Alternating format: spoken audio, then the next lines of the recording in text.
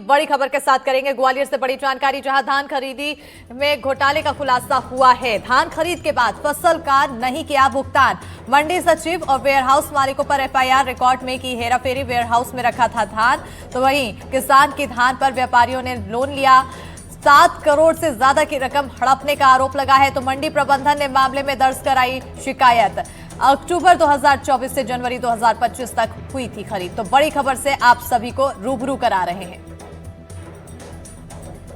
घोटाले का बड़ा खुलासा यहां पर बताते चले कि धान खरीद के बाद फसल का भुगतान नहीं किया, मंडी सचिव और वेयरहाउस मालिकों पर एफआईआर फिलहाल दर्ज की गई है। धड़ाधड़ी करने वाला चाहे कोई भी गिरोह हो, उसको बख्शा नहीं जाएगा। एफआईआर हुई है, गिरफ्तारी भी होंगी, और जिन पे जांच प्रचलित है, जांच सिद्ध होने पर उन लोगों के खिलाफ भी एफआईआर होगी। ऐसे ठगी करने वाले लोगों को बख्शा नहीं जाएगा।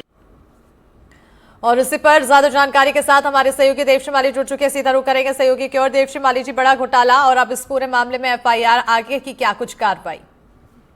बिल्कुल बिल्कुल, इस घोटाले का खुलासा भी एनडीटीवी ने ही किया था कि किसानों का जो धान है वो व्यापारियों ने खरीद लिया था, खरीद के वेयर हाउस में रख दिया था। किसान चक्कर लगा रहे थे और उनको सिर्फ पर्ची थमा दी गई थी, कोई पैसा उनके खाते में जमा नहीं किया।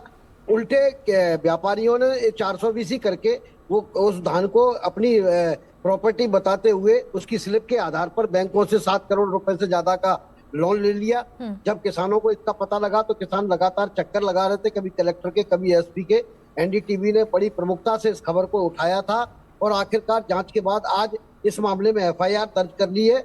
और अब इसमें ये चेक किया जा रहा है कि इसके लिए दोषी कौन कौन है। इसमें कुछ मंडी के पुराने अधिकारी हैं जो अब अभी पदस्थ नहीं है।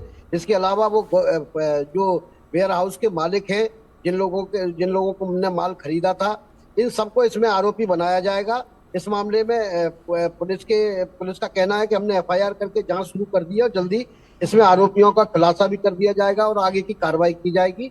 इसमें पॉलिटिक्स भी इन्वॉल्व हो गई, चूंकि किसानों का मामला है।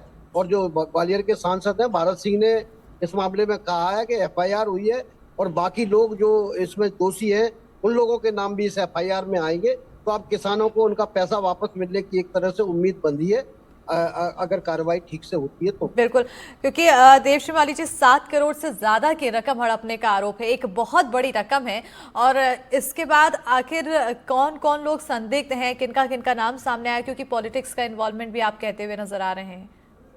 बिल्कुल बिल्कुल, देखिए आप किसानों के लिए 8 करोड़ रुपए 7 करोड़ रुपए बहुत होते हैं, क्योंकि वो बड़ी मेहनत से खून पसीने की कमाई से के धूप में खड़े होके, बरसात में खड़े होके, ठंड में खड़े होके अपने फसल को तैयार करते हैं और उसके बाद वो उन किसानों को, जो व्यापारियों को बेचते हैं। लेकिन ना तो उनको पैसा मिला, उल्टा उनको उनका जो गल्ला था, जो धान था, उसके आधार पर लोन भी उठा लिया गया। तो ये बड़ा मामला है।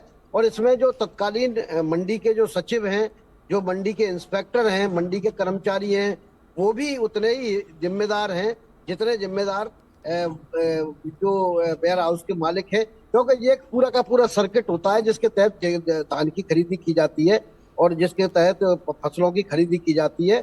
किसानों का यही कहना था कि वो लगातार पहले मंडी के चक्कर लगाते रहे, लेकिन उन्होंने कोई सुनवाई नहीं की। उन्होंने जिला प्रशासन और बाकी जगह भी शिकायत की, लेकिन सुनवाई नहीं हुई। खैर, देर आया दुरुस्त आया। बिल्कुल, देर आया दुरुस्त आया। और अब देखना होगा अब इस पूरे मामले में आगे कितनी जल्दी कार्रवाई होती है और आखिर किसानों को उनका भुगतान कब तक हो पाता है। बहरहाल बहुत शुक्रिया देवश्री माली जी तमाम जानकारी देने के लिए।